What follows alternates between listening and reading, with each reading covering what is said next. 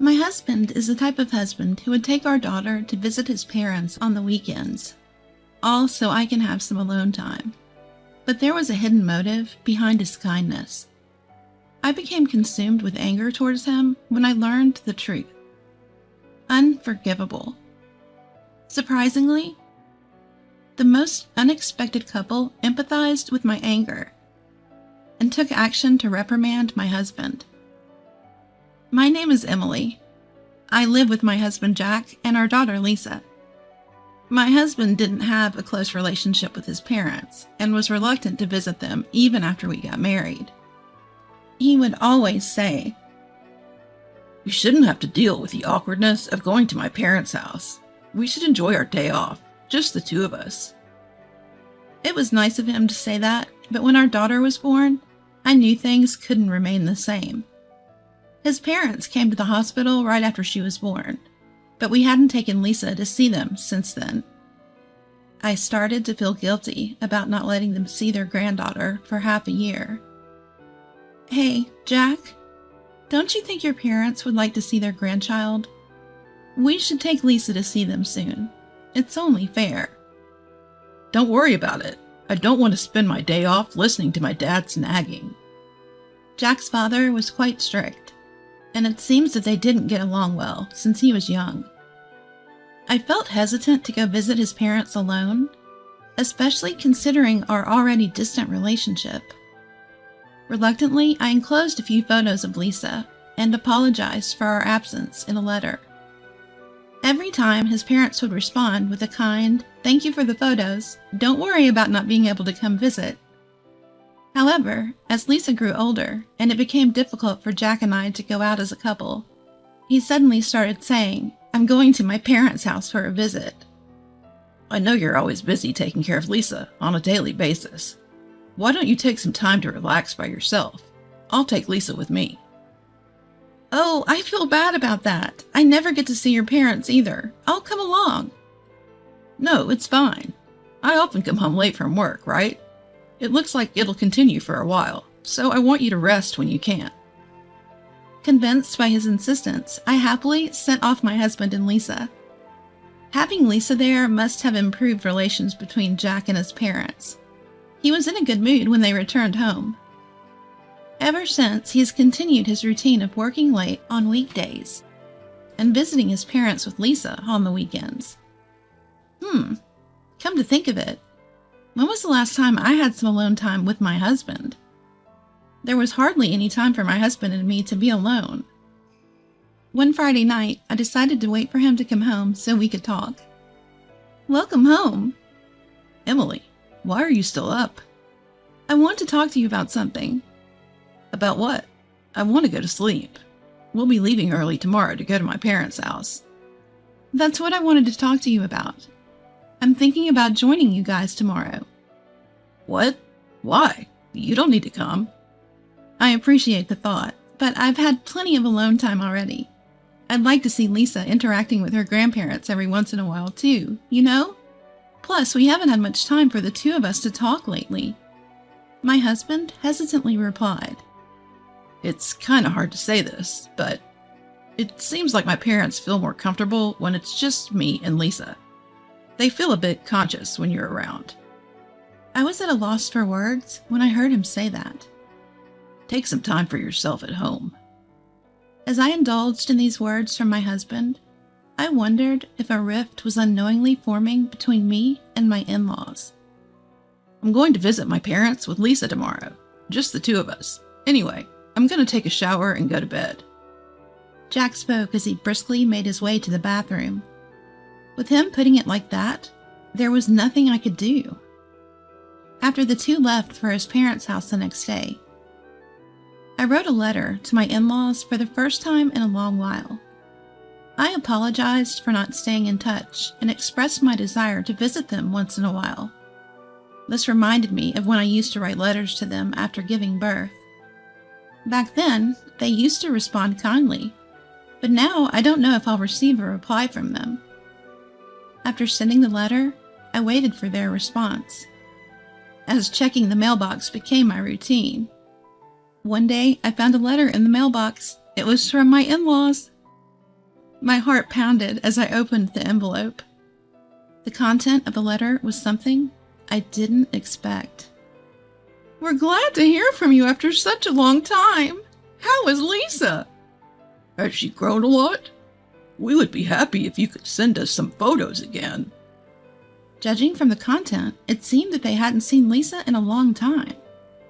Then, where had my husband and Lisa been going every weekend? I thought back to my husband's recent behavior. Come to think of it, there was usually a scent of soap coming from Jack when he came home late. But the day I stayed up waiting for him, he was in a rush to take a shower. Could it be an affair? Suddenly, everything made sense. The late nights, leaving the house early on the weekends. I wanted to confront him immediately, but managed to restrain myself. If he was really having an affair, I needed evidence. That night, as soon as my husband fell asleep, I unlocked his phone. I searched through some past texts and easily found evidence of the affair. Plans for dates on his days off, messages about meeting up, and affectionate conversations were scattered everywhere. And one more thing. I found an email from a daycare center. It seems Jack was dropping Lisa off at a daycare center while he went to see his mistress, lying to me about going to his parents' house and leaving Lisa at a daycare, all to have an affair. My anger reached its peak. No man who abandons his precious daughter to meet his mistress deserves to be a father. I decided to first gather evidence of the affair. I gritted my teeth, holding back the urge to confront him immediately, and waited for the weekend. After Jack and Lisa left to visit his parents' house, as usual, I secretly followed behind them. Without realizing that I was following, Jack dropped Lisa off at the daycare center, completely accustomed to the process. Meanwhile, Lisa cried, looking distressed to be left at an unfamiliar daycare. "Lisa, hang tight just a little longer. I'll be back to pick you up right away." With a sense of unease and reluctance, I trailed behind my husband, unable to shake off the lingering feeling. My husband, all giddy and excited, arrived at the train station and ran up to a woman with a big smile on his face. The woman also spotted him and ran over. She must be Jack's mistress. They didn't seem to care that they were in public as they got all lovey-dovey, walking arm in arm. There was no longer any doubt about Jack's infidelity. Just as I captured an intimate moment between them in a photo, my phone rang. "Hello? Oh, mother-in-law." The call was from Jack's mother. "Long time no talk. What? Father-in-law?" My mother-in-law, on the verge of tears, told me that my father-in-law had been rushed to the hospital after collapsing. I hurried back to the daycare to pick up Lisa, and then headed straight to the hospital. My father-in-law was in the bed, still unconscious. Beside him, my mother-in-law had an anxious expression on her face. "Emily, thank you for coming." "Oh no, I should apologize for not being in touch." "That's not important right now."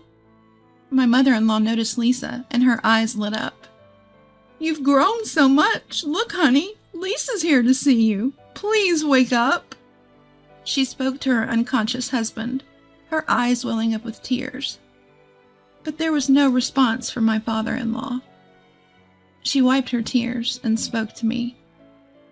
"I tried calling Jack, but couldn't get through. I left him a message, but I guess he hasn't noticed it." "I'll give him a ring." I called Jack. He didn't pick up at first, but after persistent calling, he finally answered. "Emily, what's up?" "Where are you? You weren't answering and I was worried." I'm out fishing with Dad. Bad reception here." My mother-in-law looked at me in shock at his words. I nodded to her and continued with the conversation. "With your father? That's odd, because he's right here in front of me." What? Where the heck are you? I'm at the hospital. Your mother called to tell me that your father collapsed and was taken to the hospital. So that's why my mom kept calling. You knew she was calling and ignored her, didn't you? Was your rendezvous with your friend that important? What are you talking about? Don't play innocent right now. It's too late. I already know that you've been lying about going to your parents' house and instead having secret dates with your mistress. How? How did you find out? I wrote a letter to your parents, apologizing for not visiting in so long. Turns out they hadn't seen not only me, but you and Lisa either. I was shocked. If you want to meet your mistress so badly that you leave Lisa alone in daycare, don't even bother coming home. Hold on, I'll go pick up Lisa right now and head over there. I already picked her up. I can't believe you left her looking so sad and lonely. You followed me? Well, yes, I needed evidence for me to claim alimony after we get a divorce. I've got all the important scenes on camera now, so I can finally have peace of mind. Divorce? Alimony? Hold on. That's not what I... That was when I heard a sweet voice coming from the other end of the phone. Jack, are you still on the phone? Hurry up and come over. He hastily reacted to that voice. Be quiet. If this gets out, we'll be paying alimony. It sounds like he was speaking to his mistress, but his voice was loud and clear for us to hear.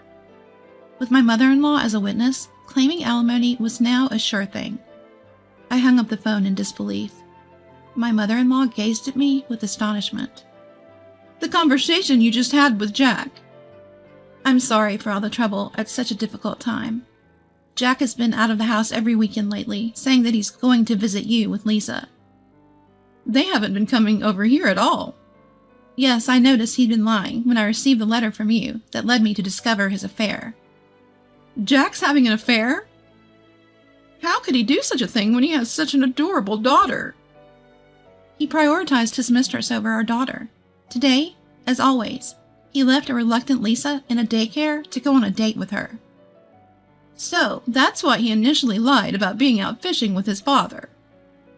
Having an affair is one thing, but what I couldn't forgive was how he neglected Lisa.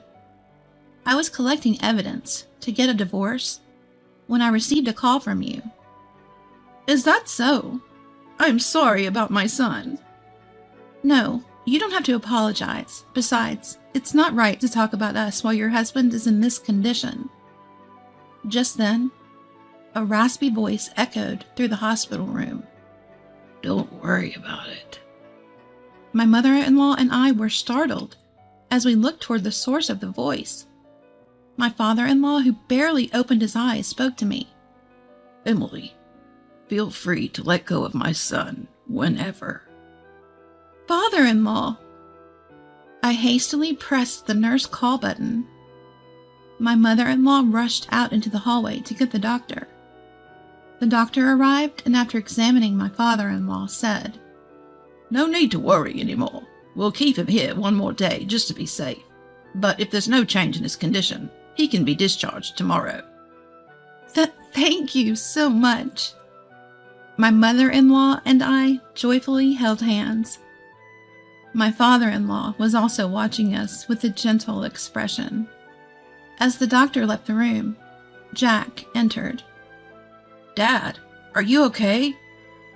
Jack, aren't you supposed to be on a date? My husband tried to calm me down in a response to my remark. Well, that was a misunderstanding. I just wanted some me time to unwind over the weekend. I might have blurted out something about going to my parents' place, but I haven't done anything to betray you. He looked straight into my eyes as he spoke. For a moment, I almost believed him, but I had concrete evidence.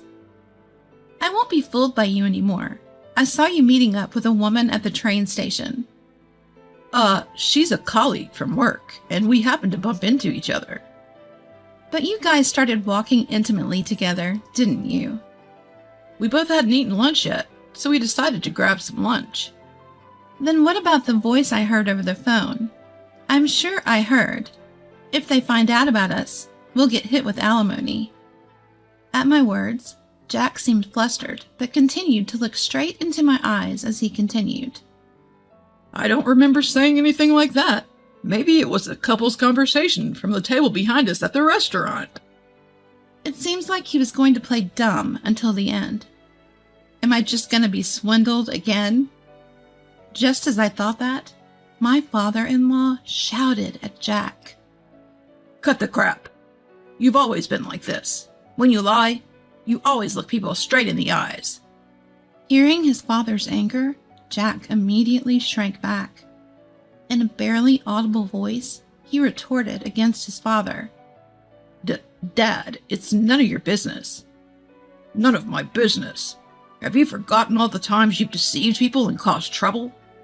You haven't grown at all. Don't you have any sense of responsibility as a father? Dad, please calm down. Shut up, you foolish son. When I showed him the evidence on my phone, Jack finally gave in and admitted to the affair. Having been scolded by his dad must have hit hard. He accepted all my demands without making any excuses. First, we would proceed with the divorce as soon as his father is discharged from the hospital. I would get full custody of our daughter. He would transfer alimony and child support to my bank account every month.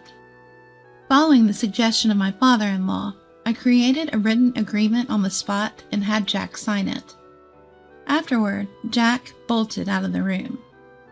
He probably went back to his mistress. I, who remained in the room, bowed deeply to my in-laws. I'm really sorry for everything. If only I had gone with Jack and Lisa when they said they were going to visit you guys, none of this would have happened. My father-in-law responded kindly to me. None of this is on you. The one at fault here is Jack. He betrayed his family. He's always had a tendency to disregard others' feelings and act according to his own selfish desires. I've tried talking to him time and again, but he never listened and only resented me for it. So that's why he was so reluctant to go back home. That's probably it. I thought he might grow up a bit after getting married, but I guess I was too optimistic. I've put you through a lot. I'm really sorry. Oh no, it's me who should apologize. My mother-in-law hesitantly spoke to me. I feel terrible for what our son did, tainting your marriage records. I'm really sorry. It's okay. Being divorced or being a single mom isn't that unusual. We probably shouldn't be the ones saying this, but we'd still like to see you and Lisa, even after you cut ties with our son. We'll do whatever we can for the two of you. So if you ever need help, please don't hesitate to ask. I had no intention of getting back together with Jack, but being a first-time parent was full of uncertainties. My mother-in-law's offer made me so grateful that I was brought to tears. My father-in-law agreed with her.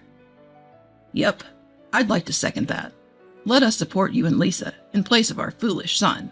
Of course, I'll make sure he pays the alimony and child support. Thank you both so much. I gave them a deep bow. After my father-in-law was discharged from the hospital, I started visiting their home with Lisa every once in a while. I didn't mind going to visit them at all, and Lisa loved spending time with her grandparents. I would have loved to visit even more, but I was worried about running into Jack. Perhaps noticing my concern, my father-in-law updated me on Jack's situation. As expected, Jack headed straight to his mistress's place after leaving the hospital, but she became unreachable a day after he brought up alimony. Apparently, they met on a dating app, and he didn't know her address or even her real name.